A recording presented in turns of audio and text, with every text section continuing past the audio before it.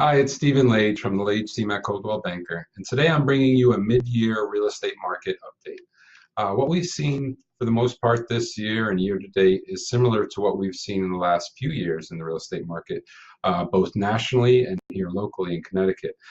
We've seen low inventory and increased buyer demand, which has put pressure and increased values steadily and with incremental increases in values over the last few years. We're also ahead in sales and average sales price year to date versus last year. So overall, we're in a very good real estate market with steady growth and incremental increases in property values, and we still have a low inventory. Now, one thing is, it's not all great news, but a lot of economists are foreseeing that we're going to have a recession in the coming years. Actually, most of the top economists predict that in 2020 we're going to have a recession. Now, this is much different than the recession we had, in 2008, where the real estate market itself was the biggest cause for the recession. Whereas right now the real estate market is very stable.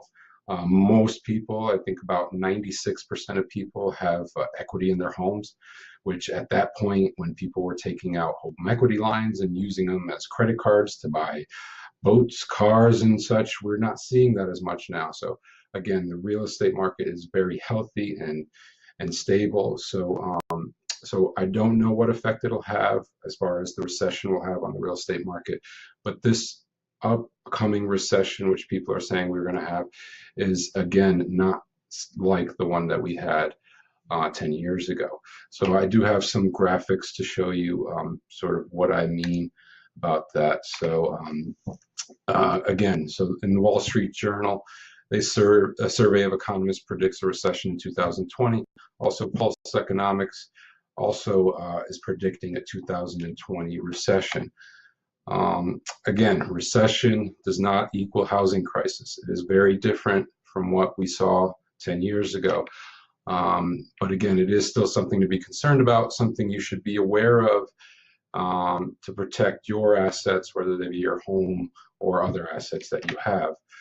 Joe Melman, spokesman at TransUnion, says that people have more equity now than they did at the height of the housing bubble, partly because of climbing prices and partly because of people are staying in their homes longer, which gives them more time to appreciate. At the same time, we haven't seen people borrowing as much from their home equity as they did in the past.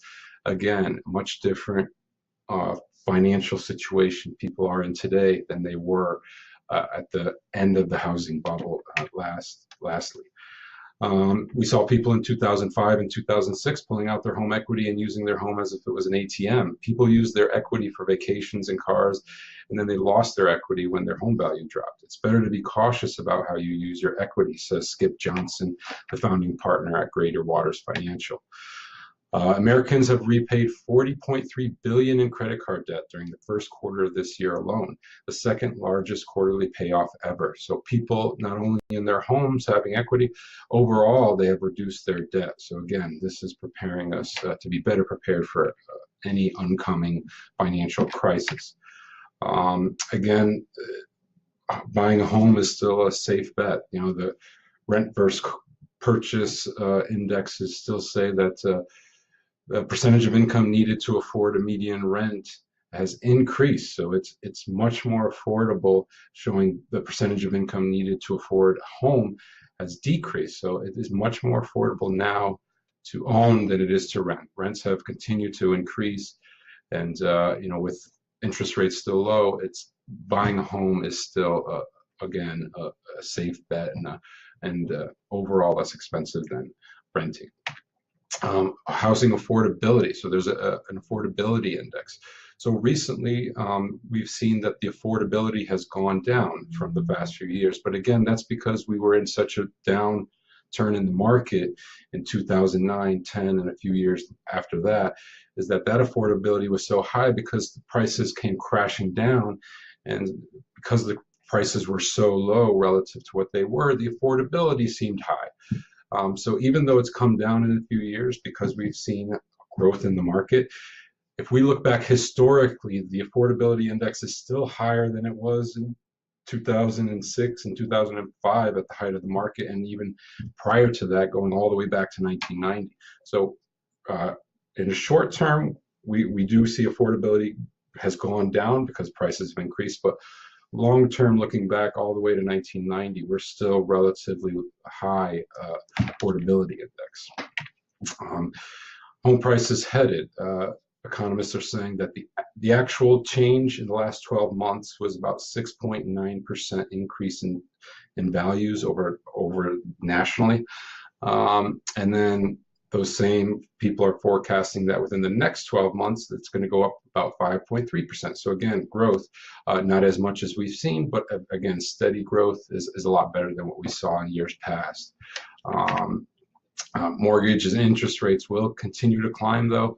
We've seen incremental increases in the interest rate, but even small increases over time will change the affordability and will change what you're going to be paying for the same home you would have, let's say, a year ago. So I have a chart here showing that for a $250,000 mortgage, if the interest rate changes from 4.57 to 5.1, your monthly payment is going to go up $152. So again, that's annually over $1,800, and over the life of the loan, it's over $54,000. So that's how much a small change in the interest rates can affect you long term. Existing home sales, again, have increased steadily since 2014. We've seen some dips and some peaks and valleys, but overall, we have seen a steady increase in home sales nationally.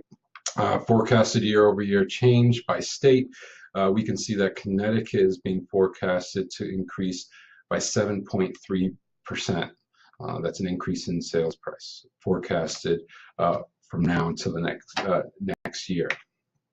So again, housing inventory is still low relative to our buyer traffic. And as long as that stays that way, the supply and demand is going to force prices up still. So as long as there is less houses available than there are buyers, there's always going to be demand there. And regardless of an economic change, that demand is going to dictate that prices will increase, because people are going to start to need to pay more to be able to get these houses that they're looking at and losing to bidding wars, which is happening frequently nowadays. Months of inventory, again, since 2011, when, at the sort of worst of the market, where inventory was extremely high and there just wasn't any buyers for the amount of houses we had, which again caused prices to decrease drastically. We've been going down and down and down to where we are now is seasonally is relatively the lowest inventory that we've had in a long time. Mortgage rates, again, mortgage rates have stayed steady in 2015, 16, 17, but they have increased this year, and most likely they are going to continue to increase. Now that we have a stable market, the economy needs to increase interest rates to help the economy. So now that they feel that the real estate market is stable, they're going to start to increase them slowly, which they have done already this year. So those will continue to increase, again, putting pressure on buyers to go out there and buy a home. So even putting more pressure on buyers and buyer traffic, again, supply and demand that will cause probably prices to continue to go up. Again, our real estate market is steady. We do have a healthy real estate market, but we do have an upcoming recession, as most economists feel that we do have coming up. So I do urge people to just be cautious about that. And again, if we could help you with any of your real estate needs, answer any of your questions, we're always here to help.